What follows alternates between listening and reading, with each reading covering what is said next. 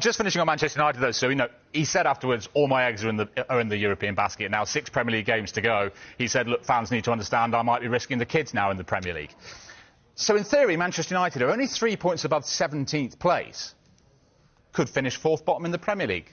If they win the Europa League, is that OK? Is that fine for Manchester United?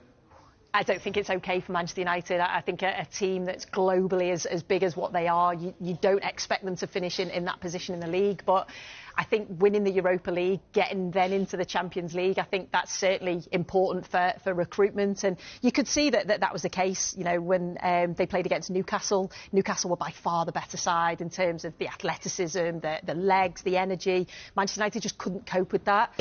And you just wondered how are they going to do in this Europa League, because obviously I thought they were the better side in the first leg, but it was 2 mistakes, which meant they were going in on par. But the first half of that game was probably the best I've seen Manchester United play in terms of the way that they set out their game plan. They looked very organised on and off the ball. They targeted the full-back areas, and they just really controlled play. And then, like Boydie then said, then things happened. But they had to show that fight and that character. And you just think that is something that you're going to hang on to. I think Amorim must have known when he came in to Manchester United, obviously changing styles.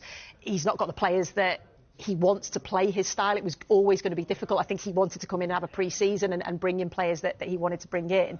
But this is just so key. If they can go and win the Europa League, you're not going to say it's a positive season for Manchester United, but it's certainly something for them to build on. It could in a way, because their objective probably to start the season was to qualify for the Champions League for the following season. So if they've ended up, it's been a poor domestic, there's no getting away from it, but if they have to win it, they're still going to achieve their goal. So, it could end up being a moment, but you look at Manchester United and they're still way, way off where they need to be.